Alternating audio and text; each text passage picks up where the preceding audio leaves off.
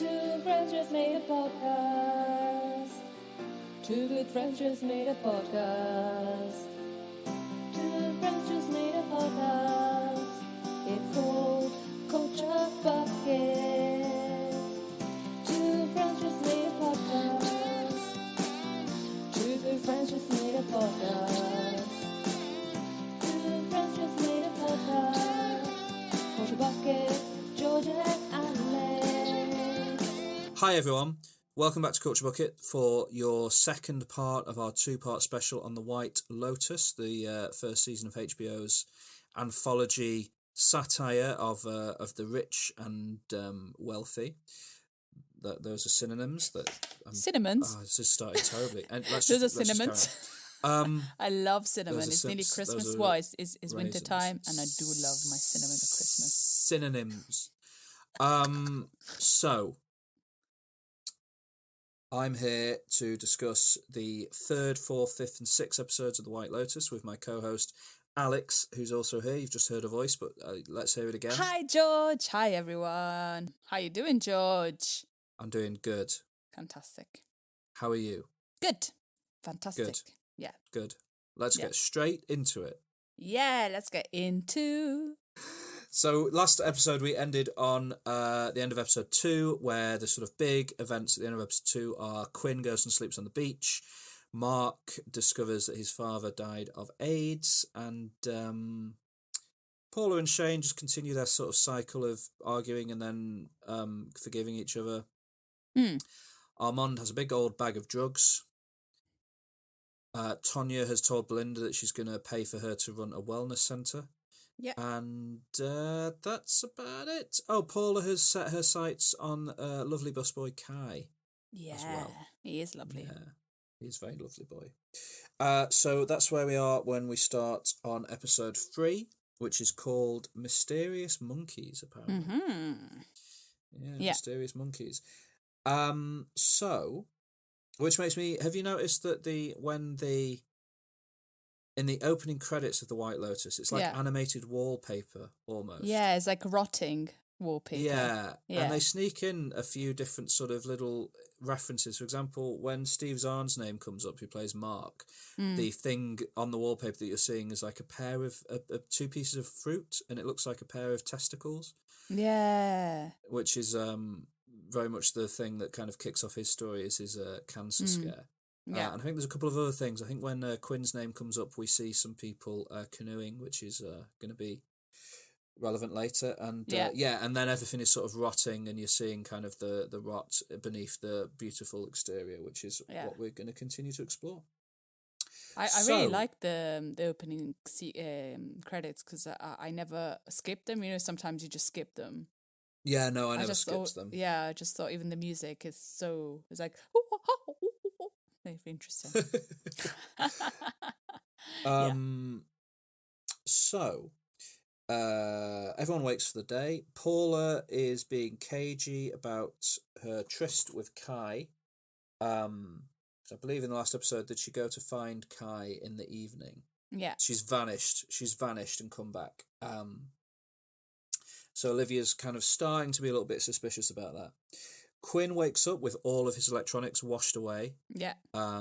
Because he fell asleep on the beach with his phone, his tablet, all his Nintendo Switch. Yeah. All his various things have been washed away. And they're very important to him. They are important to him, and if it was me and my phone, iPad and Nintendo Switch were washed away, I would be like, well, that's awful because I can't buy all of those things again. Yeah. Quinn's not quite in the same position, but his family are gonna... Because he goes to breakfast, he says he doesn't have a phone, and they order him a new phone that'll be waiting for him when they get back to their house. Yeah. But they aren't in the middle of nowhere. They are on Hawaii. And I did sort of read into this and look this up. It wouldn't be that difficult to send him off to a Best Buy or somewhere on the island and get him a new phone. Yeah, but you don't leave the resort, do you? Yeah, but they could. Like, they could. Yeah, he could. And he also, definitely could. Yeah. Like, they're kind of, they're a bit like, oh, you can be without your phone for a day. None of them could. Like, they all are in the same boat as him. Yeah. And it's due to the thoughtlessness of the entire clan The Yeah. parents for booking a room that was too small without Yeah. thinking where the kids are going to sleep, and then Olivia and Paula for being so heartless that they're going to let him sleep outside. Yeah. That's led to this happening, but none of them are willing to help him. Poor Quinn. Shane and Rachel wake up and have sex in the morning, which leads to something that Rachel's going to worry about over this episode and the subsequent episodes, as to whether their attraction, their relationship is entirely physical and based on physical attraction, or is there anything else to it? Which throughout the episode and the first episode, she could have figured out this before marrying this guy. Yep. All things that she could have considered earlier. Tonya decides it's finally time to scatter her mother's ashes. Yeah. So Armand very, very helpfully organises for her and Belinda to go on a boat ride to scatter the ashes at sunset. That will be truly, truly beautiful and delightful. Yeah. However, also, to console Rachel, who's upset about the various arguments they've had, Shane wants to kind of make up with a big romantic gesture. Yeah. So he goes to Armand and I think he asks Armand if he can organise a private dinner in their room. Does he initially? I think he asks Armand if they can have like a private meal together in their room or on their balcony. Yeah, or something special, yeah. Yeah, to make up for the pineapple sweet mix-up. And Armand says, no. I've got a much better idea. We have a boat. I can charter the boat to go out with you at sunset with our chef, and he'll cook you a meal that you'll eat as the sun is setting on our boat. It will be wonderful. By the way, there might be one or two other guests on the boat, but don't worry about it. They're just there to do the same thing. And also, because they've chartered the boat, you don't have to pay for it. So it's all for free. So Shane says, brilliant. Thank you for that. And immediately sets up what's going to be an amazing scene when you realise that Rachel and Shane are going to go for a romantic meal on a boat with the entirely unhinged Tonya, who is about to try and scatter her mother's ashes, something she clearly isn't ready to do. So, but at this point you go, Armand, why? Why do you have to make the situation worse? Yeah, Armand very much is beginning to really go off the deep end. He's going to be getting to that big bag of drugs soon enough. Yeah. And he's just starting to be quite sabotaging himself. Yeah. Self-destructive behaviour, putting Shane on a collision course with a situation he is going to hate, is definitely going to only upset him. So we join the Massbackers, who are Mark is still reeling from the revelation that his dad died of AIDS and was a closeted gay man. The rest of the family sort of finds out that this has happened. Olivia and Paula take exceptional glee in judging Mark for being homophobic. But I don't think it's because they genuinely think he's being homophobic. No. Or because they care about defending and calling out homophobia. It's because they delight in any opportunity to make somebody feel uncomfortable and awkward. Even if it's Olivia seeing her dad cope with the fact that her father had lived. Because I think there probably is a degree of homophobia to Mark discovering this. But I think there's also a much, much bigger part of it is him coming to grips with the fact that he didn't truly know who his dad was. I think that's what's really upsetting him. But his that's not what Olivia and their daughter, Olivia, just enjoys basically bullying them. Yeah. In any moment. Being unpleasant. Yeah. Mark goes on an exceptional bender in the rest of this episode, getting very, very drunk, and has awkward encounters with just about everyone. He has an awkward encounter with Rachel, other women at the bar, his own son, Armand, who is on his own self-destructive spiral, and is now drinking, taking all the prescription medication. flirts with Dylan, who is clearly, we discover in this episode that Armand is gay. Yeah. And clearly has eyes for Dylan, which he's now more willing to act on because he's sort of in this self-destructive pattern. Yeah. And then very directly propositions Mark when they're both at the bar and they're both kind of dealing with their own problems. And Mark asks Armand what it's like to have sex with a man, and Armand just asks him if he'd like to find out. Which is not what the resort manager should be saying to one of his most sort of high-paying guests. Irrespective of what gender anyone's identifying as, it's just an unprofessional way to behave. Absolutely. We go to the boat in the evening as well, where Shane and Rachel arrive thinking they're about to have a lovely private evening on a boat with a private meal. They see Tonya and Belinda and discover fairly quickly that Tonya is there to scatter her mother's ashes. Tonya is under the impression, for some reason, that Shane and Rachel are there to support her in this act. Yeah. And drags them into her world briefly. Yeah. Where she attempts to scatter the ashes, but instead just sort of starts crying, and has a bit of a moment. What did you think of this sequence on the boat?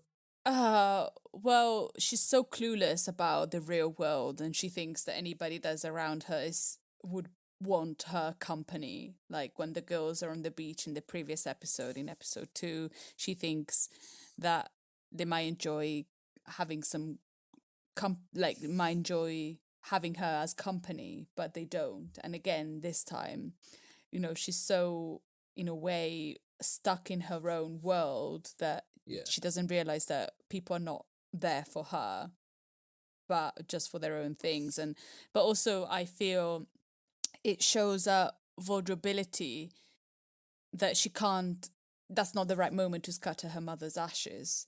And you kind of see that maybe she's a vulnerable person, and you kind of feel for her. Like she's a very confusing character, because she either, you kind of like her and dislike her most of the times. Like whilst most of them I don't particularly like, and the more I watch I like less, she's one of them that I feel sorry for her, but also she's really selfish as well. Yeah, because the damage she deals over the course of the series is almost worse than what anyone else does. She really builds somebody up and then tears them down completely in a very thoughtless way. She's not doing it on purpose, but she's still responsible for it.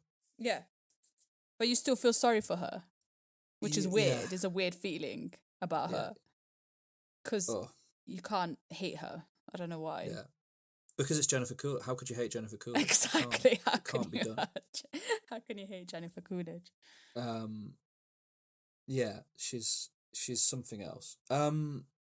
So that boat scene is just incredible.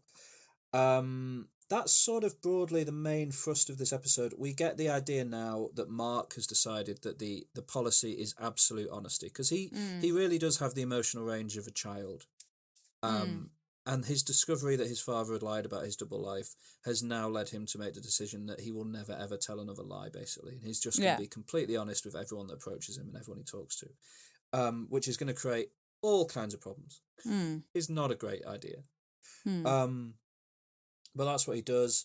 Everyone sort of returns to their room to go to bed, as is kind of the cycle of every episode. And I think we finish on Olivia following Paula and then watching Paula and Kai have sex. And Olivia does not like this. You can tell Olivia's upset by this. And you're not really sure why. Is it because she has loving feelings for Paula, or is it because that's a family holiday and she should be doing that? Like, you're not really sure why Olivia's not happy about her having sex with a guy. No, I'm going to call it now that it's because it's not Olivia doing it. Yeah, exactly. Because Yeah. Paula's doing something But about Olivia. at this point, you're not really still sure about their relationship and how they are with each other, and so. But this point, I was confused. I was like, why would she be like that? Is she jealous that she hasn't got a boyfriend, like a guy that she can do that with, or, you know? Yeah. Yeah. But yeah, that's how this episode ends, and then we move on to episode 4. Yeah. The episode that was a good episode, but not one of the. It's still kind of setting, what the tragedy that's going to happen, but also it's very entertaining. Yeah, definitely, it's an extremely entertaining episode. Again, nothing major happens in it. The kind of the argument and the fractured relationship between Shane and Armand continues to grow. Armand is now actively, aggressively upsetting Shane, which is only going to make that much worse. We see a little bit more about Paula and Olivia and their slightly odd relationship. We really start to see Armand spiral in this episode, as with Mark as well. And Shane and Rachel, I think it's episode 4 is when Shane and Rachel are really going to get shaken up by the arrival of a new guest to the hotel. Yes. Which we'll see more of. Now, episode 4 is called Recentering. Yeah, recentering. And it opens with Quinn waking up on the beach, which is now becoming a familiar sight. His new bedroom. Yeah, despite, I think in the last episode, Nicole sort of, again, quite performatively, has a big go at the girls for allowing Quinn to sleep on the beach, but does nothing to solve the problem. And her son continues to go to sleep at this incredibly expensive resort on the beach, which is absurd. Yeah, because I feel like like people pretend they care, but then they're too obsessed with their own problems. Yeah, absolutely. So, like Rachel's husband, which is called, what's his good name? Shane. Shane. No, Shane. not Rachel, sorry. The dad, what's his name? Mark. Like, Mark is a father of 2, and he has given no attention whatsoever to his kids, because like he's given minimal attention because his problems are bigger. You deal, like, you have kids, you deal with your problems in a different way, but no, he's so self-centered that he doesn't care that his son is sleeping on the beach. Like, you're in a resort, you have all this money, you could get a different room, you could ask for it, but instead your son is sleeping. You could ask for them to bring in a camp bed or something. You could ask them to bring, anything. Anything could work. But yeah. So then we I think it might have been set up in the last episode or even the one before, but we haven't mentioned it yet. But Quinn and Mark are both learning to scuba, which is going to be slightly relevant in the upcoming episodes. But again, it's just part of Mark's decision that he wants to be a good dad, so he's going to make Quinn learn to scuba with him, whether Quinn wants to learn or not. Quinn wakes up on the beach at the start of episode 4 and sees a group of Hawaiians singing and bringing their canoe ashore, and he kind of is interested in what he sees, basically. So we'll see a bit more of that as we go. We learn much more about Kai in this episode. In fact, this might be the episode where we learn he's called Kai. I'm not sure exactly, but Paula is continuing to see him, and we learn much more about him. It's the first time we actually really learn about anyone who's sort of native to Hawaii in this series. And the White Lotus Resort is built on a loe, a sort of farm that Kai's family used to farm on, and Kai's, which was like a taro patch. They would grow taro vegetables. And his brothers are contesting the eviction and sort of trying to fight the White Lotus, the people who've come in and evicted them from their land to build this resort for rich people. Kai is kind of stuck in this awkward position where he's now working at the hotel resort. So he's sort of stuck between the two worlds. He tells all of this to Paula, who whose response is to tell him that he's so real. So real. And I think this is where she tells him that she can't tell Olivia because Olivia will just take him for herself. They've got this relationship where if Paula has anything of her own, Olivia will take it. And we kind of read in between the lines or etc. We kind of realize that, Paula has had boyfriends relationships in the past that then Olivia has slept with her boyfriends and taken ownership of the relationship. which sort of brings a lot of depth to that friendship and makes you realise that it's not quite the supportive one that they kind of like to make out that it is to the parents and to Quinn, etc. Yeah. What did you think as we learned these revelations about Kai and sort of where he's from and his background? In what sense? What do I think? Like, Well, just this is sort of the first time we really get to think about or get told about someone who's native to the islands. Well, and it's kind of, I guess, a point's being made about, you know, colonialism, people, you know, white people effectively coming in and taking the land for their own with very little thought of what the indigenous population was using it for. Yeah, well, you definitely feel angry because, you know, this land has been taken away from indigenous people, and on this land there are these other people that are basically not appreciating it because none of them are spending time outside, none of them are going in the sea. They're all staying. Yeah, it could be anywhere. They could just go anywhere. Why there? And this is land that belonged to somebody, and you do feel you feel like Paula does. Paula is angry, and you feel the same because it's not right. Then you'll find out more about Paula later. But I think the first reaction is the same, the one that she has. He's there servicing them, and they are not appreciating it. Like, it's amazing that you go to a resort like that and you spend your time by the pool. Yeah. Yeah, instead of on the shore, on the beach, where Quinn is. And it's good that they put that into perspective, like where the place actually is. It's not just It's not just an island, it's somebody else's home. Yeah, and it's interesting because they've already announced there will be a second season of the White Lotus, and I think the idea is going to be it will be a different White Lotus resort somewhere else in the world. I think Japan has been mentioned, but I can't remember if that's just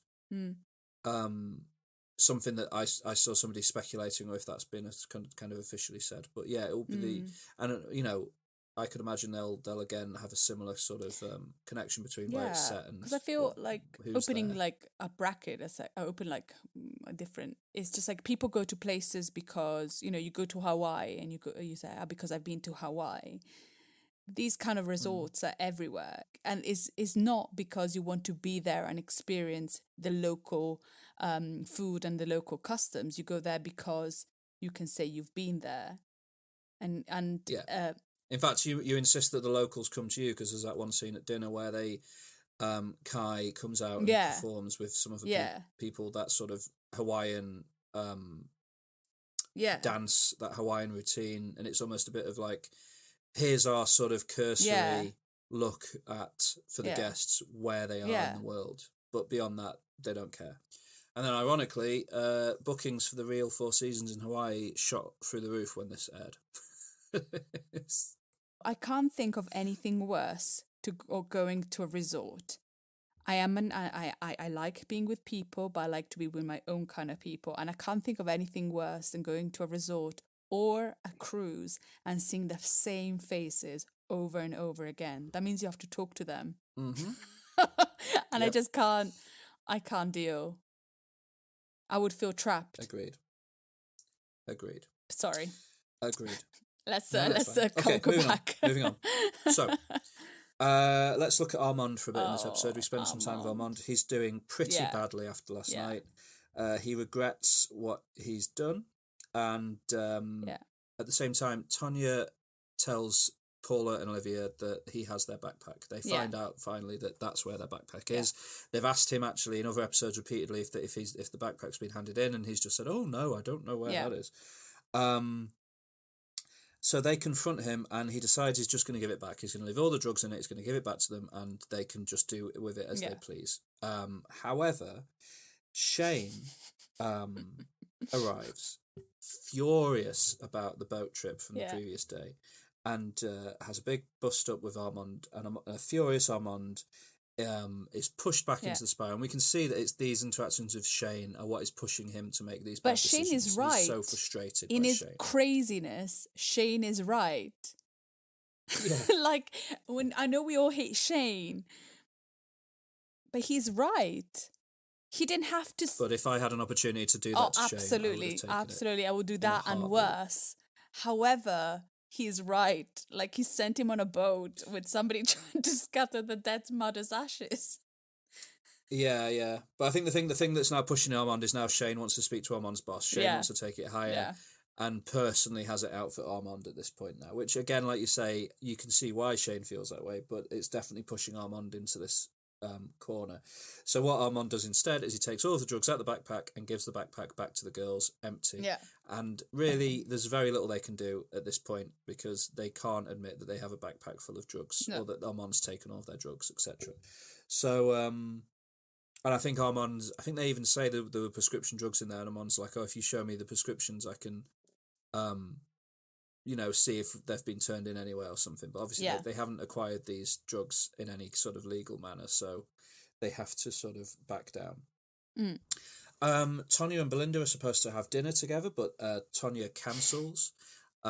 Just as you can see that Belinda's just actually starting to accept that maybe this is going to happen, that maybe Tonya's going to help her build this wellness centre and she's going to be able to start controlling her own life. And then Tonya cancels because along comes Greg.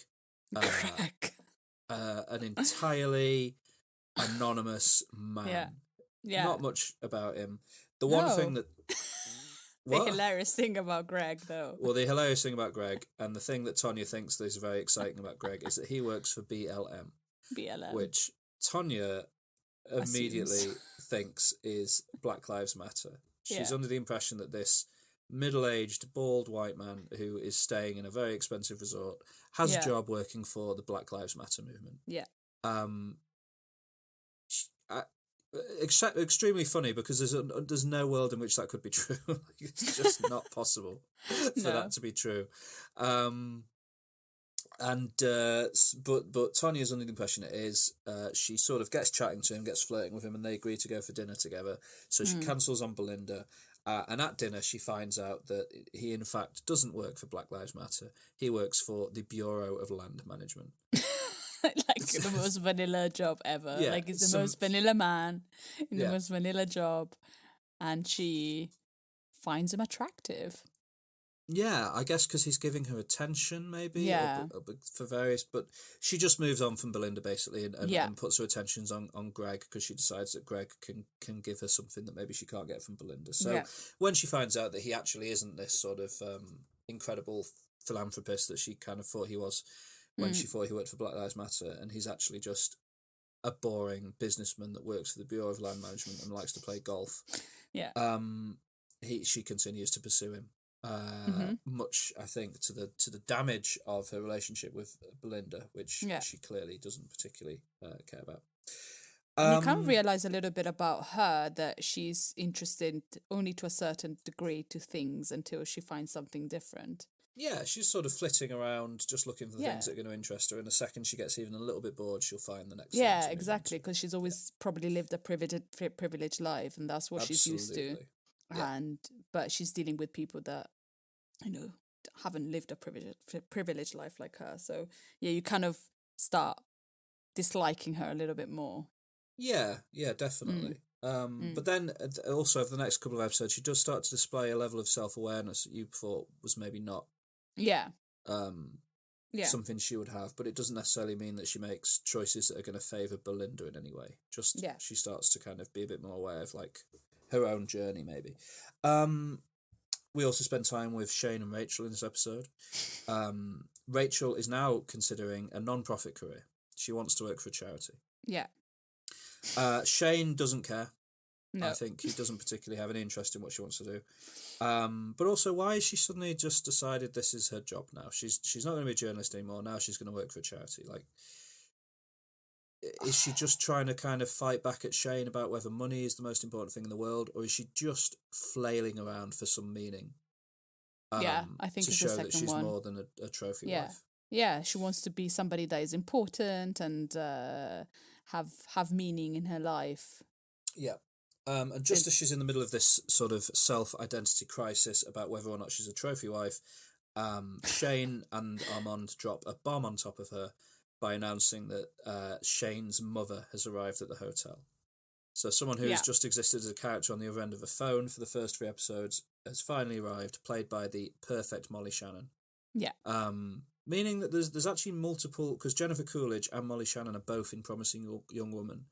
Yeah. And there may be somebody else. I can't remember if there's anybody else, but yeah. So another Promising Young Woman alum turns up. Molly Shannon playing Kitty, Shane's mother, who sort of exists to personify everything that Rachel is terrified of becoming. Yeah. To the point where at dinner she cartoonishly just chants money at Rachel at one point. And Shane joins in, and it's the closest this gets to just full on like cartoon level of satire, with them just going money, money, money, money. Shane tells his mum all about. First of all, as soon as Kitty arrives, Rachel is just. You can tell she's furious and upset. Yeah. Kitty talks about the wedding in a way that makes it clear that Kitty thought the wedding was about her, was about Kitty and Shane, and not about Rachel in any way. And who organised the wedding? Kitty did. Yeah, exactly. Kitty. It's all about Kitty. Yeah, it's all about Kitty. And Kitty that's the thing. Everything. Rachel is such a weird character, because how do you realise all of this after now? You know, clearly the mother is the protagonist in this relationship. And for the rest of your lives, and you just realise now after Kitty has organised your wedding. Yep. So and she doesn't remember anything. She doesn't remember anything. Just her organising it. That's what she. Yeah. So Shane, who again just uses his mother to solve his problems, tells his mother at dinner all about Rachel's plans to work for a non-profit.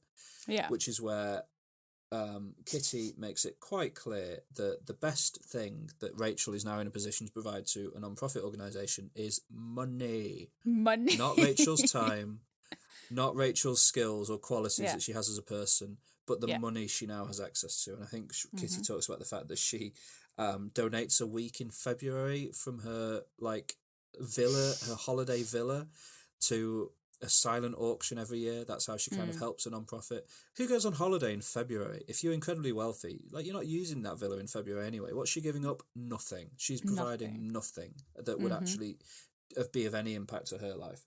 But makes it clear that Rachel should, if she wants to work for non-profits, she should spend her time organising parties and doing fundraisers for the non-profits rather than actually working for them and doing anything productive. Yeah. Which sort of shatters Rachel quite a bit. But again, just come on, Rachel. Just why do you not just come on, Rachel? Yeah, well, I don't know. I feel like she wants everything. She wants a personality, but she hasn't got one. She wants a career, but she doesn't fight for one. She's not a fighter, is she? No, she's not. She's definitely not a fighter. And she found an opportunity and she wants to fight against that opportunity. However, she's not fighting very well, is she? No, she is not. There's also a great scene where they show Kitty their room, and Kitty just immediately agrees with Shane that it's not the room they booked. That's not going away anytime soon. No. One other little point about Shane and Rachel is when Shane and Armand had the big argument and he asked for the number from the manager. When he finally gets that number, it's just a made-up number. It's not a real number. Yeah. Which is going to, again, create problems later. Armand is not doing a very good job of covering his tracks or placating Shane. Moving on to the Mossbachers for it, Mark, in one of his now brutally honest conversations with his son, just quite casually tells Quinn that he once had an affair and cheated on Quinn's mother. Oh. This guy is the worst. Yeah. Well, don't worry about it. It's fine because he brought her some bracelets. And this is, I think, I should have realised earlier, but this is the point where I truly realised how wealthy and obscene these people are. How much were these bracelets that he brought his wife to make up for having an affair? $18,000 or something? 18? Yeah. $75,000. Yeah. Sorry. Close 75. to 100 grand's worth of jewellery on this woman's wrists. Double what I earn in a year. Insane. And the fact that $75,000 worth of bracelets solved the problem. Yeah. Yeah, no, it's fine because you. And also, we've said before, I don't think Mark really works. Where did the 75k come from? I imagine it came from the coal. Well, unless he's a very wealthy man, unless he's the CEO of a company and he doesn't do anything, unless he inherited a load of money If from it just somebody. comes from money, Like that's the thing. potentially. These people come from money, probably. But far worse, really, than Mark telling Quinn about this affair is then at dinner, Quinn announces to the rest of the family that he is aware of this because I think he sees the bracelets and is like, makes a comment about how much they're worth, and immediately it all comes out that he's told Quinn about it, and then they have this complex discussion where Mark's becoming quite the victim. Olivia accuses Mark of having never asked Paula a question and challenges him to ask Paula a question about herself, to which Mark just is incapable of thinking of a question to ask Paula, so just says, well, Paula's never asked me a question. To which Paula asks, quite insightfully probably, what do you stand for? Which is a question that Mark can't answer because he doesn't stand for anything. No. And he won't stand for anything. And she seems to have a bit more of an attitude about her with the Mossbackers at this point, Paula, after her discussions with Kai. And you can tell she's quite angry just in general at the world she's found herself in at this moment in time. At a certain point, she's going to get pushed into having to make choices between this world and another world, and we'll see the decisions she makes. But at this point in time, she's feeling like she wants to fight back against it. While all this is happening, Olivia approaches Kai when Paula's not looking and has a gross little conversation with him where she kind of says his name's really cool and obviously is trying to sort of feel out whether she's capable of taking him for herself, kind of thing. Horrible. Horrible behaviour. Another point in this episode, Quinn introduces himself to the canoeing Hawaiians, and they kind of immediately are quite friendly towards him and welcoming towards him. And it's probably the first time he's had a pleasant conversation with a single character in the whole series, which is horrible. And then we get to the finale of this episode, where Armand has decided that his attraction to Dylan is simply too much, and he must have him. So he offers to pay Dylan and to let Dylan choose his own shifts. If Dylan will go to Armand's office with him, take drugs, and have sex.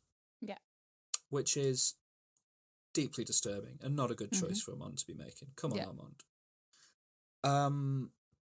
So they set off on that path, and Shane, we cut to Shane realising that the number that he's been given by Armand is fake.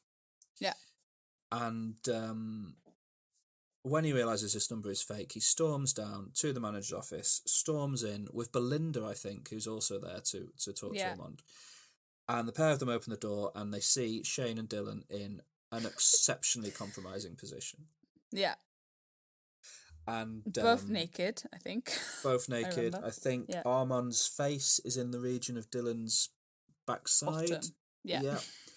And it's just not good. It's just it's a very explicit moment, but it's sort of like you talk about things often like Euphoria kind of overdoing it with scenes like this. But I think as the White Lotus isn't really explicit and isn't filled with scenes like this, it hits harder when they do this because it's a very unexpected sight, and the look on Shane's face is sort of the look on all of our faces. But with Shane, you can see immediately there's pure glee and joy in it because Shane knows he's got him now. This is it. He's found exactly what he would want. He's got all the ammunition he needs against Armand because he's found him doing this in his office. What did you think of episode 4? Well, so many things happen that like it can be avoided in episode 4, and so that shows like the kind of ridiculousness of these characters, of these people. Like Armand didn't have to give a fake number. He could have given a number of Dylan, for example, and Dylan could have answered. You could have easily solved the situation, but it didn't. Rachel thinks that she's better than this, where she's not, and that's the thing, that she thinks she deserves better. but you wouldn't have gone in a marriage like this if you thought you deserved any better. Like, she thinks that she deserves better, so she's part of the, you know, kind of like, I think she tasted, before getting married to Shane, she tasted the luxury of life, and then she got married and she was like, oh, but this is not what I wanted. But it is, because you were not married this guy, because he's awful. The what else? Yeah, it's definitely the beginning of the end. Like, it's when things definitely start spiraling down. And Armand, we'll find in the next couple of episodes, like, things are gonna go south. Oh yeah. Very, very south. Oh yeah. What did you think? Yeah, it's an amazing episode of television. Yeah. I thought that episode 4 is incredible. I mean, it's largely dominated by those final 30 seconds, which are the whole episode Shane turns around. That moment. Yeah, that smile is like the happiest he's probably been throughout his entire honeymoon. Yeah, but in a way, it feels like all 4 episodes so far have been building to this moment, and now in the next 2 episodes, we will see sort of the impact of all of this. Yeah. And the 75k bracelets are incredibly important, and will play a big role going forwards and stuff like that. So this is a really good episode. I really liked this one.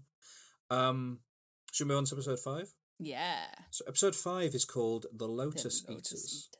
Now, what are Lotus Eaters, Alex? They're these people that live in this island, and they eat this lotus flower or root, but they're not really sure what it is, because it could be many different things. But it's this kind of sleep, and it makes people feel sleepy and happy with themselves, and they never want to leave this island because they're in this constant state of apathy. And they're not really sure if it's the actual lotus flower or it's kind of opioids. But I think Ulysses went to, in the Odyssey, went to one of the islands, was this one. Yeah, full of temptation of just staying and living the life of a lotus eater. You can define a lotus eater as a person who spends their time indulging in pleasure and luxury rather than dealing with practical concerns, which that's what Rachel does. Yeah. So that's what a lot of them do. No. So we move into episode 5, The Lotus Eaters, and Shane is cock of the walk. Yeah. He is got his chest all puffed up like a big bird, and he's the happiest he's ever been because he has won a fight. Yeah. Armand has no choice now but to put Shane and Rachel in the pineapple suite, and we finally get to see the famous pineapple suite. Yeah. What do you think of the pineapple suite? It's not very nice, is it? No, it's horrible. It's horrible. The wallpaper's just covered in pineapples, but behind the pineapples it's like dark blue, and it makes the room look small. Yeah. The view is worse. It's just not a very good room. There's no ocean. You can't see the ocean. There's just this garden. Why would you want to go to Hawaii and be in a garden when you could see the ocean? Yeah, just a bad room. But Shane doesn't care. It's the room that they booked originally, so he gets to be in it now. For like a day. Well done, Shane. For a day. Ridiculous. I wouldn't move. Like, you've settled in now. Like, just, Anyway. Rachel has a talk with Kitty, who says she's second-guessing sort of marrying Shane. And Kitty tells her that she's so beautiful. She's just so beautiful. Yeah. Look at how beautiful you are. There were all sorts of other beautiful women that Shane could have married, but he chose you. Aren't you lucky and privileged? Mm-hmm. You're the beautiful one that was picked by Shane. You're the most beautiful of all the beautiful ones.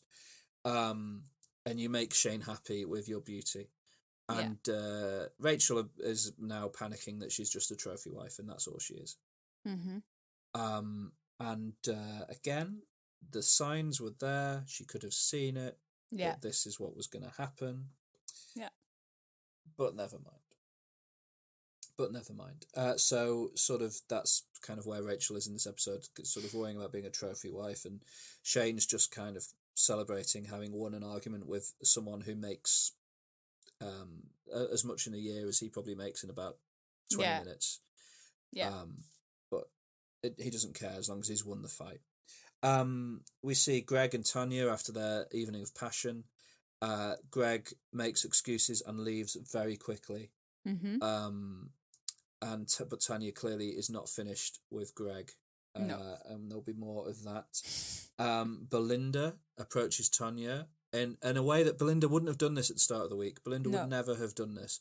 But because Tanya has convinced her and sold her, Belinda attempts to get Tanya to look at her business proposal. She's made this entire business plan up. She's actually got ideas. This is her dream. She takes it to Tanya, who has made her believe in this dream. And Tanya just wants to talk about Greg.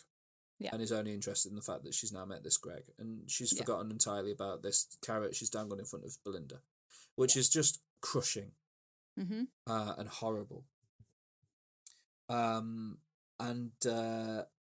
Tanya, but also Tanya has some revelations in this episode. She starts to realise that she is not a healthy, emotionally healthy person, that she's a kind of a wreck and a mess. And she goes to Greg and she tells him all of this. And Greg says he doesn't care and he still wants to sleep with her. And I don't know what to think of Greg. I don't know. Like, I didn't like him at the beginning because he just seemed a bit of aloof. But then he does seem to take Tanya into and to enjoy time with Tanya and maybe to be her companion. Yeah. Is it gonna last? Maybe. I don't know.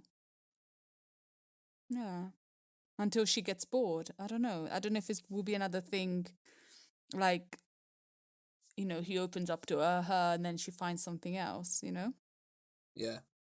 So I'm not sure if that's going to be like a loop of things that she does or this is actually it for them. They're kind of open.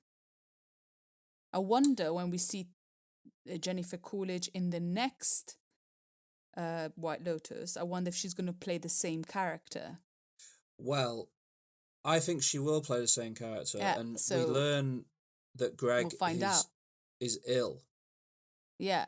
So is Jennifer Coolidge going to turn up with another set of ashes to scatter in the next season? Oh my goodness! Like, is her role in the next season going to be to show her just going through the exact same journey? And and then she'll always be in the same loop. Yeah. Oh, that'll be fascinating if that's the same. Yeah, it would be interesting if that's. It would be interesting if they try that to see how they make it still watchable and not just repeat. I don't know, it'd be interesting. But yeah, I wonder. But I have to imagine she's playing the same part.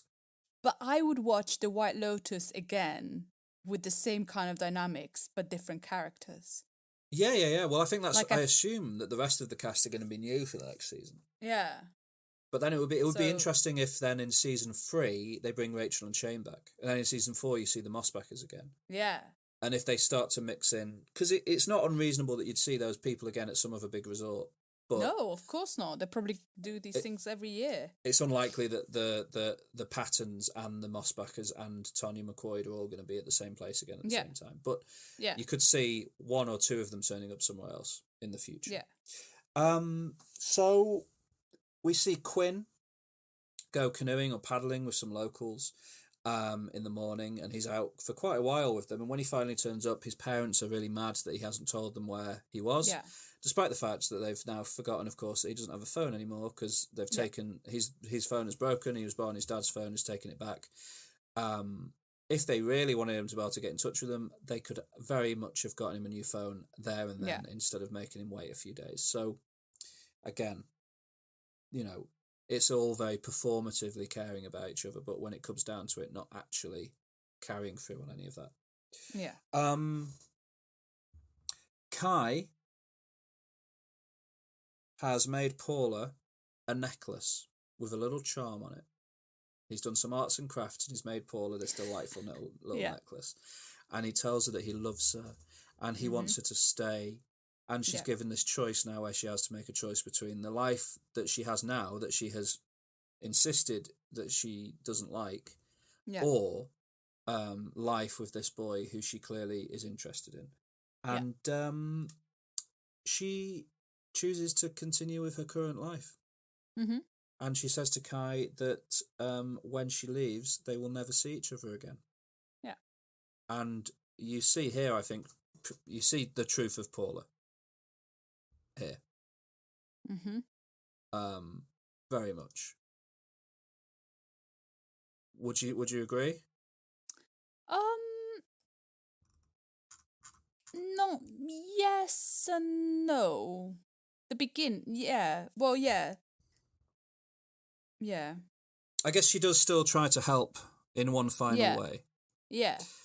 Because she obviously in the previous day's dinner they've discovered that Nicole has these bracelets that are worth $75,000, and certainly the whole family are going to go out in the afternoon to watch Quinn and Mark go scuba diving. Yeah. And certainly Nicole is not going to take her 75k bracelets on a boat with her. No. They're going to go in the safe in the room. So Paula, thinking she's smarter than she is, gets the safe code by asking Olivia to put some little bit of tat that is worth nothing in the safe, claiming it has emotional value. And she clearly should think that as soon as later on, when the safe is broken into, Olivia's going to very quickly this is a very poorly thought out plan. Oh, absolutely. It's just a sort of rebellion that Paula isn't thinking it through because it's going to be found out so quickly. But Paula's going to end up fine. It's obviously Kai that's going to suffer. Yeah. But when she opens, I thought it was amazing when she opens the safe, the mother, to put this thing, like all the jewelry that is in there, like, and the money. You're going to a all-paid resort, yeah? Yeah. And all-inclusive. You're taking all this jewelry with you. You're putting loads of money in here. Like, it's nothing. Like, it's insane, isn't it? Like, have you ever put anything in a safe? No. Nothing. Like in a hotel? Like, steal anything you want. I have nothing. Nothing of any value for you to take from me. So it's just crazy that you go to this resort and you bring all this stuff with you, which could have easily been left at home. Yep. Because you're not using it, because you haven't seen her with all this jewelry. Well, you're going to wear a different pair of earrings every night. It's just this materialistic thing that makes no sense in our world. I mean, no. Yeah, it's bizarre. Yeah. It's bizarre. But she gets this safe code. She tells Kai her plan that he should go in. When they go off scuba diving, he should use this skeleton key card he has to get into the room and steal the bracelets because they're worth all of this money and he could pay for the legal defence for his brothers. And again, very, very naive to think that $75,000 is going to be enough to get this resort from the people that own it. Like, they're not winning that case. That eviction case is not going to be won, 75k or not. No. But Paula thinks, with this money you could win this and get your land back, etc. And also extremely selfish of her, because she could have stolen the bracelets and give them to him. Yeah. Easily, because nobody's in that room most of the times. Yeah. And now she's got the code, she could easily do that. And equally, she sort of what was I thinking of then? Like, it's also very much her worldview to think that an amount of money is going to solve a problem. Yeah. So she convinces Kai. She tells Kai this plan. Kai, crucially, does not want to do it. He doesn't see himself as a thief. He really, really doesn't. She sort of badgers him, pesters him until he sort of... He doesn't even tell her he's going to do it. He just sort of eventually... She makes him kind of see that it might be worth doing. Yeah. So that sort of is set up as something that's going to happen later in the episode. Nicole has a big go at Mark for telling Quinn about his affair, pointing out quite correctly that it's not Mark's place to tell Quinn that he had an affair on his mother. Mark hasn't considered how this is going to affect her relationship with her son, only how it affects his relationship with his son, because he's so selfish. I start to like, who is Nicole in that? Like, Nicole's a character that things happen to throughout the series, and Connie Britton's very good in it, but she doesn't have much of her own story. No. And she doesn't really. She's probably not sympathetic, but she's not one of the more. She doesn't do many unpleasant things, I don't think, as it goes through. No, absolutely not. She's working, like throughout the series. She's constantly working. So she's on this holiday because she wants to take her family on holiday, but she hasn't. You never see her not working. Yeah, she's so she doesn't do anything bad. She just works. Because I think by the end of the series, I think it's fair to say that I think Mike White hates Rachel. Yeah. Like, I think he detests that character, and there's a lot of judgment and critique of that character. I don't think he hates Nicole. No. He doesn't agree necessarily with her, but I don't think he hates her. No. Because I don't have a strong opinion on Nicole. I have a strong opinion on Rachel. I really dislike her. Yeah. And I have a strong opinion on Mark. I don't like him. Oh, Mark, absolutely. Yeah. Like, he doesn't have to do anything. He has no responsibilities, and constantly he creates problems. Yeah. And whilst Nicole is working and on holiday and trying to do this and trying to do that, maybe she's not the greatest mother, but at the same time, she's a woman who has got a career. Yeah. And she's giving you everything you need, and every moment you moan about something, like you're the most heartfelt person on this planet. Yeah. When in reality you're not. So they're on the boat getting ready to go scuba diving, and I think for just a brief moment, on the back of all these conversations, Nicole for a second genuinely sees the family that she's sort of created around her for who they are, which is a group of awful people. Yeah.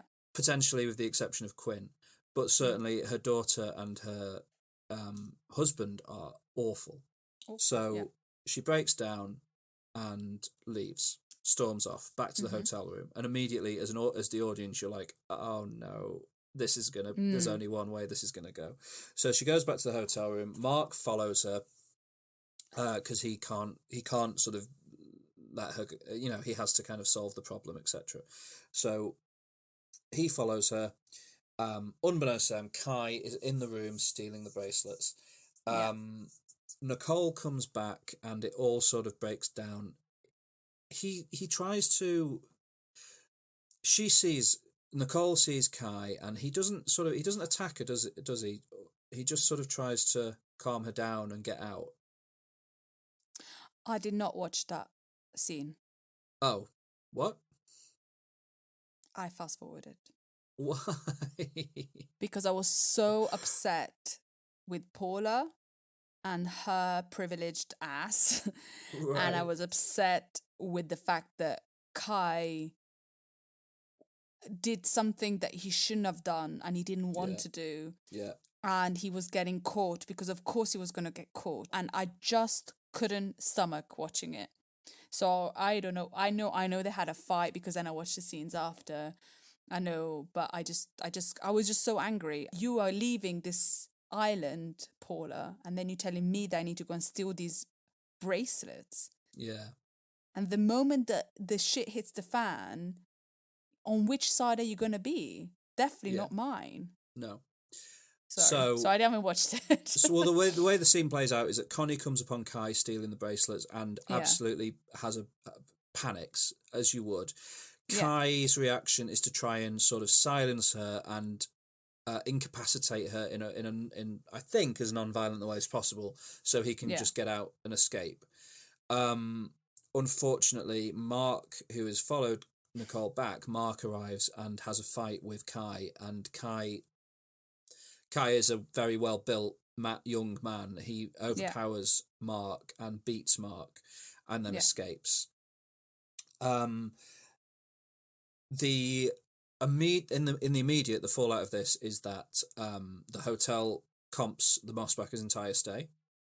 Yeah. So financially, they lose nothing because the bracelets are insured, Yeah. but they will recover the bracelets in the next episode. But the bracelets are insured, and Mark finally gets the respect that he has been craving from his family. Yeah. And this is the thing. Mark's been desperately trying to reconnect with Nicole. He's made various blunders. He's beaten his chest like an ape at one point in a bizarre scene. Nothing has worked, but finally, when he's able to not even win in a fight, but just try to defend Nicole from this invader, who we as an audience member know poses little threat. Really, like, I don't think Kai's going to attack them, but this has galvanized their relationship again, and Mark and Nicole are kind of reconfirmed to each other, and the children as well. Quinn has more respect for Mark now, and Olivia. And Olivia immediately knows that Paula's involved in this. Like, there's no way you wouldn't immediately jump to that conclusion. Yeah. So Paula is feeling very seen, I think, at the end of this episode. Yeah. As she should be, for her terrible behaviour. And that's where episode 5 ends, and it leaves us waiting for the finale, episode 6. Yeah. What's your take on this? Oh, it's like I said, for me, it's a really hard episode to watch.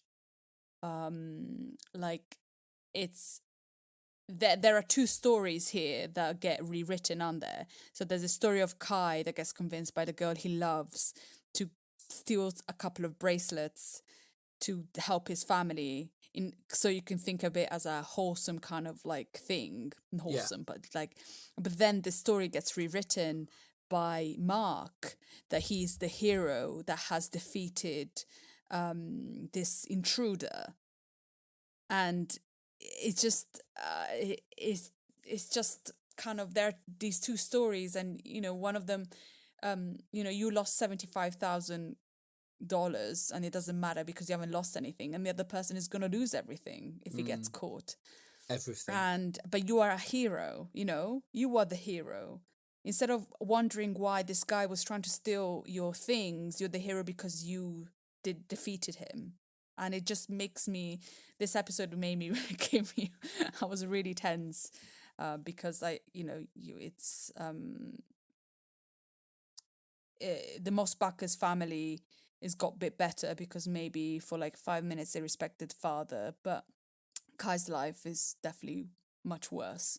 And Paula is gonna do nothing to prevent that. Yeah. Well, each of the three sets of guests we follow by this point has ruined someone who works at the resort's life. Tonya has destroyed Belinda. The Mossbackers have now, or Paula and the Mossbackers have destroyed Kai's life, and Rachel and Shane have, or Shane has ruined Armand's life. So they've now all wreaked havoc upon the workers of the hotel. And we enter episode 6 with one question on our minds: who is in the coffin? Who is in the coffin? Who is in the coffin? Who is going to die? And at this point, it really could be anyone. Anyone. Anyone could die. Yeah. And at this point, because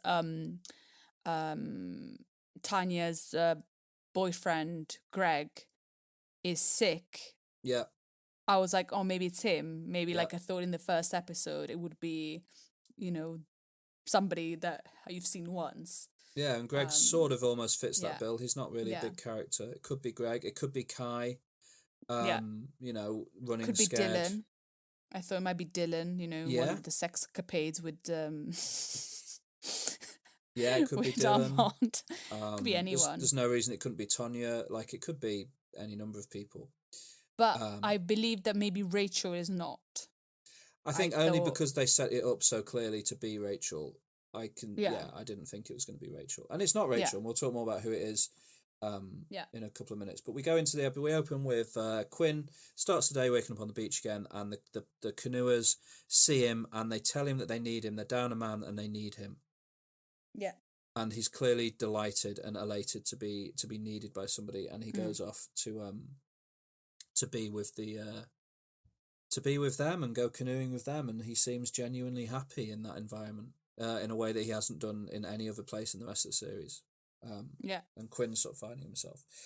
Rachel tells Shane that she regrets marrying him. Finally. Finally. She should have, but she finally tells Shane this.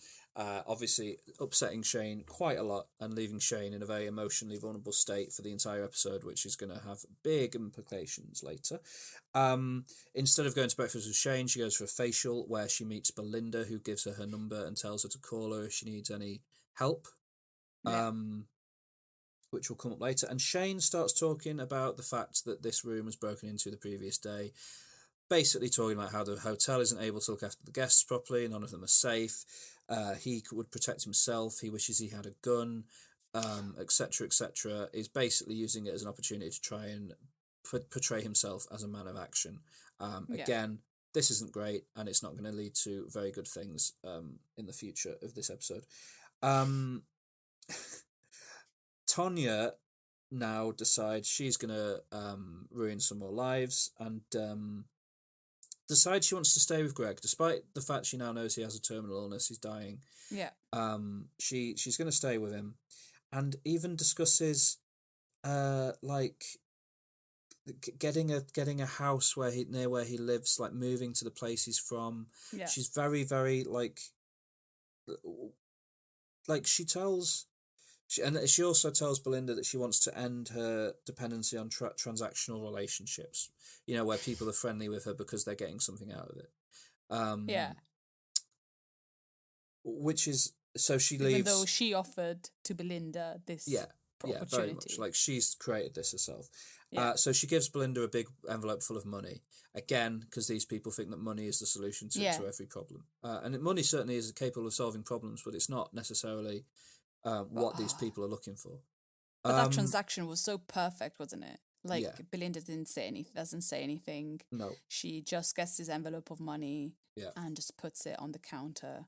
And she throws away her business plan. Yeah. Because she needs more than just money to make this business plan work. She needed support, which she's not going to get anymore. Also, like, Tonya's sort of now, like, very quickly entering into like a codependent relationship with Greg off the basis of very little. Knowing he's going to die and leave her emotionally distraught and vulnerable again. Yeah. So she's not making healthy choices really in any way. Just upsetting. Kai gets arrested. We don't see this happen. They don't even name him. They just say it was a one of the busboys, basically. Like, it doesn't matter. That he doesn't matter. He's not important. No. The fact that he's now going to have his life utterly ruined and destroyed is irrelevant to the rest of these people. But we find out from Armand that this has happened, and they've recovered the stolen jewellery, so they're having the hotel stay paid for entirely by the hotel now, and they've got the jewellery back. So beyond the emotional trauma of finding somebody in a hotel room, etc., which has actually served to bring them closer together as a family almost, they're having no implications from this happening to them. But Paula has caused this to happen, and Kai is ultimately the victim. Yeah. And she has not said anything. No, like, she's not said. She could have easily said, "I called him. I did this." Yeah. Eventually, though, she does admit that she was involved in it. Does she go to the police? Does she go to Armand? Who does she go to say that she's done this? Her friend. Her friend Olivia. And just accuses Olivia of being as privileged as the rest of them, which is absolutely true. But you know what? So is Paula. And Paula says she regrets doing it, and they reconcile, and Paula just fully joins them. Paula is in that world and decides to stay in that world, and will go off and live a life and be, friends with Olivia for however long, and never again think of Kai and the way that she destroyed him. Yeah. Because she's a bad person. Quinn arrives and tells his parents... Well, she's got a lot to lose, doesn't she? Yeah. The privilege that Olivia can give her. Yes, because her place in this world is on a shaky ground. So she needs Olivia, if she wants to stay in that world, and she's decided she does. Quinn arrives and tells his parents he's going to stay on the island and go canoeing, and that's going to be his life now, which they immediately dismiss. And to be fair to them, I think you would probably dismiss that idea. Absolutely. Like, it's mad. Can you imagine if you went to your parents at 16, it's like, I'm staying on this island. I'm going to stay in Hawaii and go canoeing every day. They'll be like, no. Yeah. Yeah.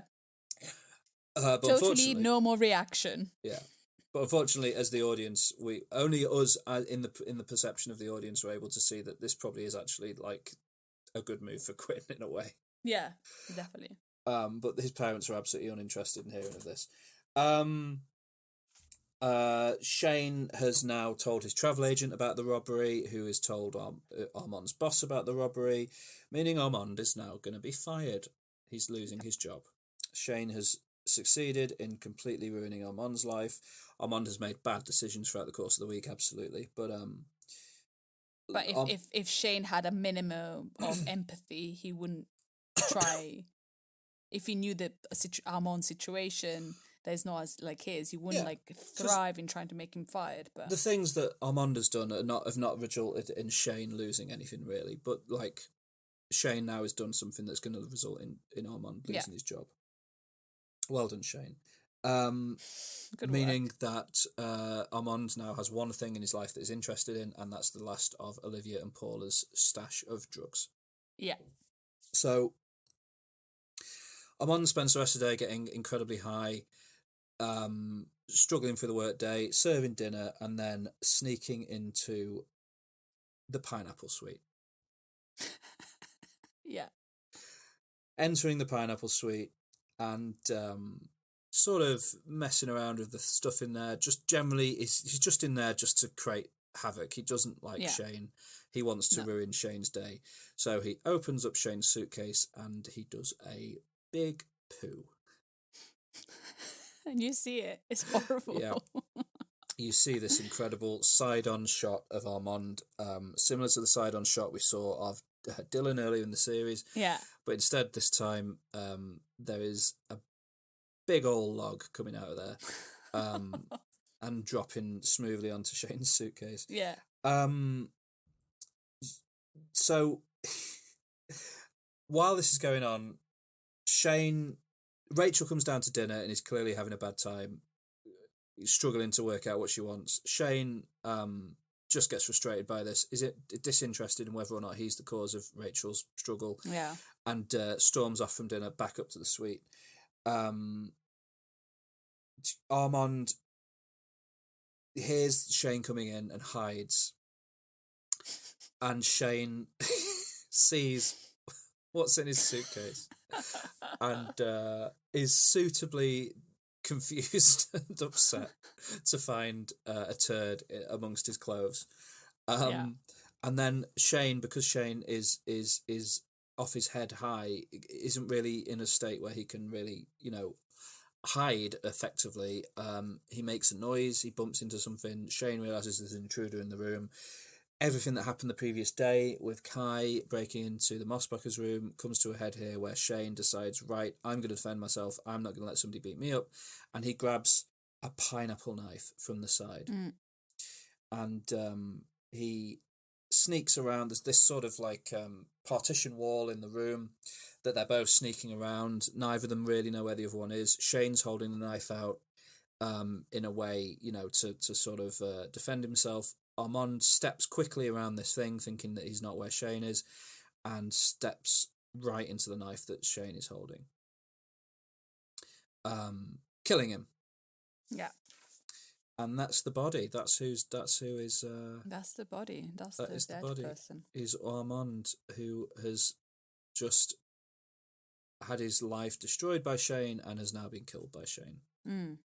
Is Shane going to go to prison? We don't know. No, he's not. It gets released. It's 100% going to go down as self-defense. Somebody was in the room. Yeah. He had done a poo in his luggage. Yeah. And he just turned around this corner and walked into the knife. Shane is not going to suffer a second of consequence for this. No. Whereas Armand has now lost not only his job, but his life as well. Yeah. Rachel, while this is going on, finds Belinda to ask her for help. I love that scene. Explains her problems to Belinda, and what does Belinda do? Well, what did she say? Does she ask for advice? What would you advise me? What should I do? Yeah. And I And think I Belinda think, just says something like, "Honey, I'm all out of advice," and walks yeah. away. And Something then she to just that walks effect. off, Yeah. which is like how it's just thank goodness, you know, he sees this privileged girl on a bed crying because of her privilege.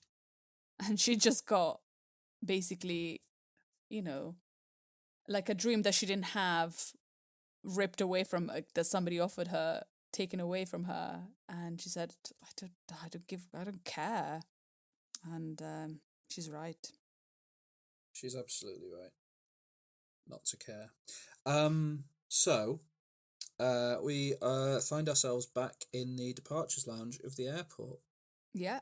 Everyone has had a very eventful time. Yeah. This is a holiday people are going to remember for a while, probably. I can't remember if we see Tanya and Greg at this point. We may do, I think, just sort of going off on there to live their life of whatever they're doing together. We see again a coffin being loaded onto the plane, although now we know it's Armand's body. The only thing that made me throughout unsure about whether it would be Armand is I wasn't sure why he would be flown away from the island, but I guess he'll have family elsewhere in the world that maybe his body's been flown to. We see Shane again. He's on his own. He's going to get on the plane and go back. His honeymoon, a disaster. His marriage ended. Except... who should arrive at the last second but Rachel. Who just says, sorry, I'm going to be happy. And sort of just decides that this is, she's a trophy wife. And she just accepts it. And this is what she wants to do. Yeah, which is... do you think this is because of what happened between her and Belinda, or do you think this is what would have happened either way? If Belinda had genuinely tried to help her, would she still have done this? I think she's trying to be who she's not, and I think it would have happened regardless, because from the moment that he said you can't write the article, and she doesn't write the article, we know that, or at least I thought that she doesn't want to be a trophy wife, because that's not, that's not, the cool thing to do, or not what she thought it would be a good thing to do, but she is enjoying the perks. Yeah. And I think it would have happened regardless. Yeah, you're probably right. So, there's a real cyclical thing to her story where she just decides to stay. She just ends up staying exactly where she is, which is why I said earlier I think that Mike White hates her, hates this character. Is very judgmental of her. Because I don't even think what Belinda said changed anything. No. Like, I think I don't even think she understood what Belinda was trying to say. No. I think then all of her life, Rachel is going to go on and just feel like she's better than that, and she shouldn't be a trophy wife, but she'll still be with him. Yep. I think you're right. So that's the end of their story, and then the final thing we see is the Mossbackers getting on their plane, and at the last moment, Quinn exits the queue, leaves the hotel, and returns to the canoers. Yeah. Where they canoe off into the sunset. Yeah. And that's the end. That's the end of the White Lotus. That's the end of the White Lotus. Yeah. What an ending. Yeah, Quinn ends up being kind of the thing that runs through the whole show. And is the only character that actually ends the show in a different place to how he arrived, really. Yeah. Tanya's still, totally dependent on people around her. Yeah. Rachel and Shane have just sort of recommitted to each other's upsetting, sad marriage, and the rest of the Mossbackers, again, are still just sort of there. Quinn's the only one that truly goes on any sort of journey, other than maybe Belinda, but that's just a sad, upsetting world that she's kind of found herself in. Yeah, well, there's Belinda that's waiting on the shore for the new guests. So you see a shot of Belinda. Yeah, that's very true. Not being, with a sad, normal. And is there like a new Armand there as well? Just sort of immediately flown in to replace it's already been Armand. replaced. Yeah. and they don't matter, and the cycle starts again. Yeah. So that's it. So what did you think of the White Lotus overall? I loved it. I thought it was I think it's a great show, and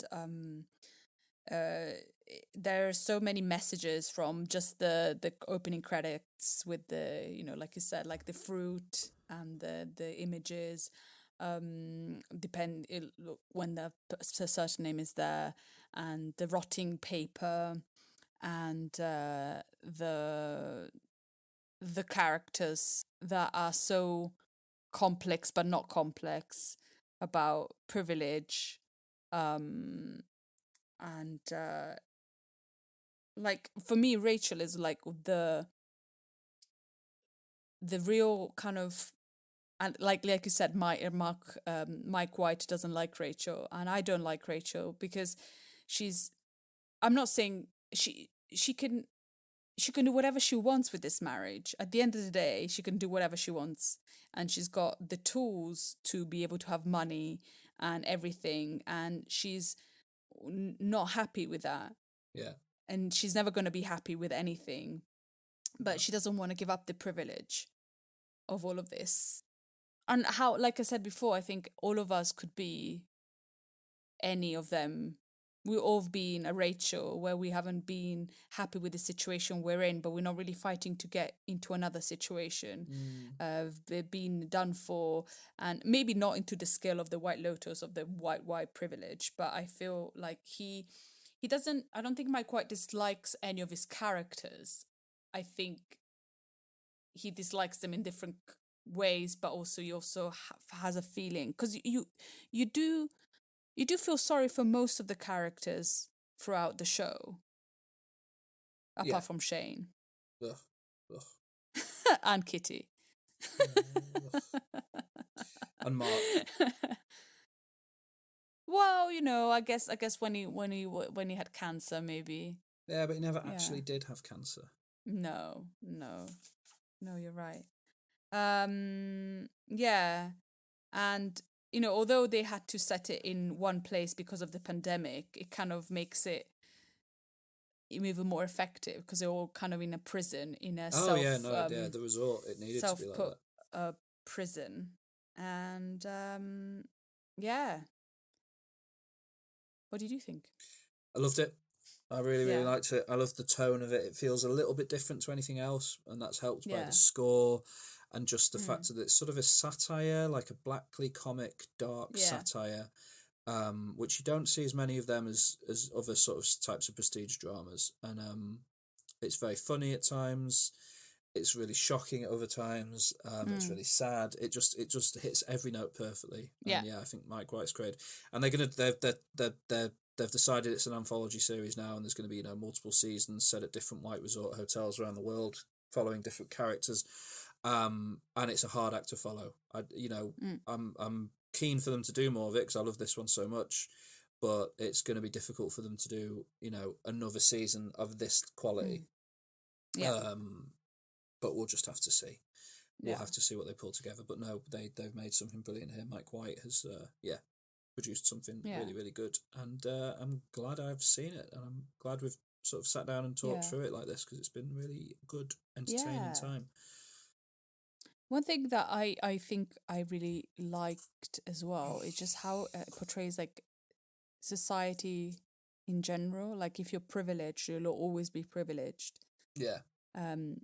Whilst, and whatever happens, you can kill a man, you can still leave the island. But if you steal and then have some bracelets, you go to prison.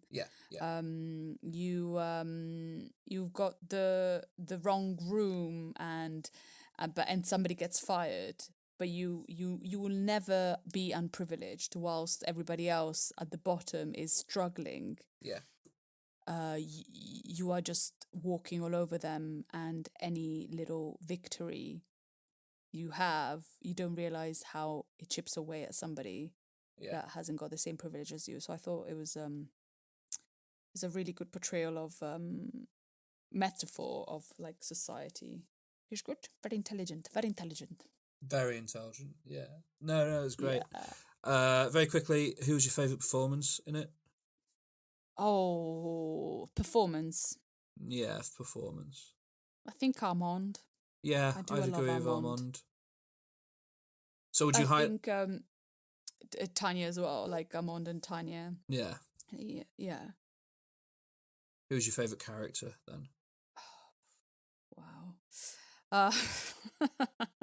Who's my favourite character? Not necessarily that you think is a good person, but that you enjoyed watching the most.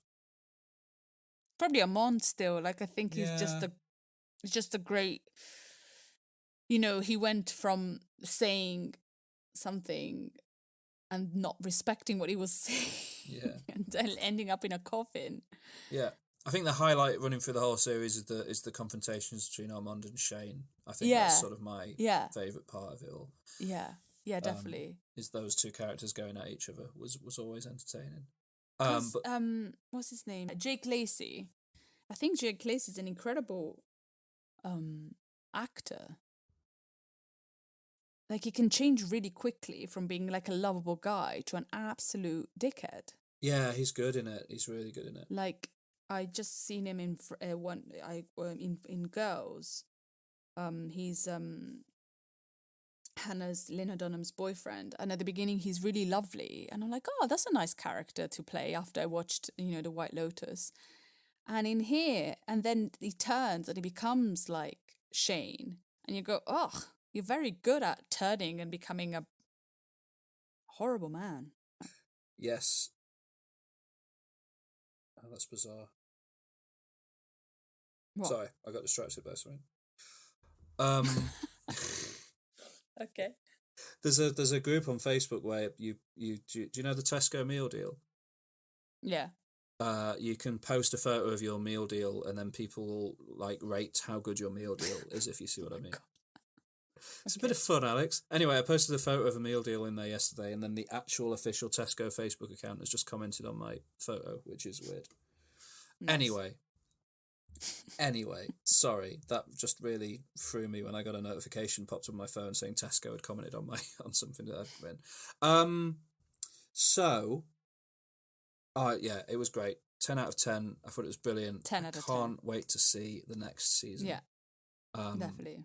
I hope they bring back the same composer and find another way to kind of make the soundscape of it so good. And yeah, I can't wait to find out who else they're casting in it. We already know Jennifer Coolidge is returning. Whether she plays Tanya McCoy again or somebody else, I don't know. I had just assumed she'd play Tanya again, but I guess maybe she won't. Like you said, maybe she'll play somebody else. Who knows? But she's just so good in it, and it's great. So if you haven't seen it, and you've listened to our discussion of it, that's shocking. But there's plenty of other tiny little moments. There's so much throughout the 6 episodes that we haven't covered. That you could go and enjoy. So yeah, and even if you know everything, watch it. He's really, really good. I don't think we have made. It's just so good to watch. Like, I want to watch it again now. Yeah, agreed, definitely. Yeah. So yeah, go and search it out. Go and watch it, and you can join us again in the future for more fun specials. I think next week, episode 55, we'll be doing a special on Dune. Frank Herbert's Dune adaptation, which is I can't wait to talk about that in detail. That's awesome. So please join us for that. And thank you so much. Please look us up on all the social media places. You can find links in the show notes of this episode and every episode to our Instagram page and our Facebook and everywhere else that we can be found on the internet. So please do come and join us and send us your thoughts on the White Lotus and other sort of elements of pop culture. If there's anything you think we should do a special on, anything we should cover, please let us know, and we'll happily do our best to fulfill your requests. And have a lovely time, and we'll see you again for episode 55 on Arrakis. Yeah. Thank you. Very much. Love you. Bye.